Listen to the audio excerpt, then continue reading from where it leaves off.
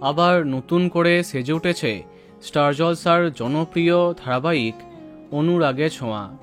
বেশ কিছু কারণে গত 1 মাস ধরে আলোচনাতে জায়গা করেছে এই ধারাবাহিকটি। যবে থেকে জানা গেছিল গল্পে নতুন অধ্যায় আসছে, গল্প এগিয়ে যাচ্ছে বেশ কয়েকটা বছর, তবে থেকে সবাই এক্সাইটেড। প্রথমে দিতিপ্রিয়ার কামব্যাক হবার কথা সামনে আসে, হয়ে গেছিল প্রোমো শ্যুট, কিন্তু শেষে তিনি আর করতে চাননি।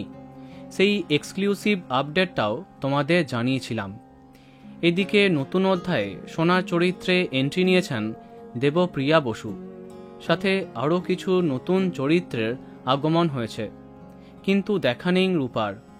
যে চরিত্রে দিতিপ্রিয়ার থাকার কথা ছিল সেটা ফাইনালি কে করছে? ধারাবাহিকের নতুন অধ্যায় আরম্ভ হবার পর থেকে 1 সপ্তাহ হয়ে গেলেও দেখা যায়নি রূপাকে।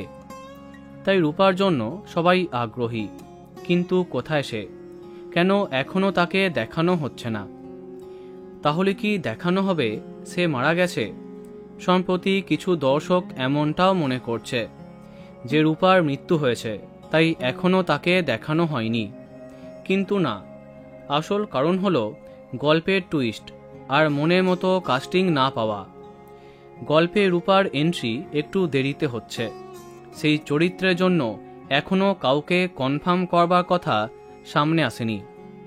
প্রথমে রূপাকে দিয়ে আরম্ভ হবার কথা ছিল, কিন্তু তার পরিবর্তে সোনার সঙ্গে আরম্ভ হয়েছে নতুন অধ্যায়, আর উধাও থেকেছে রূপা।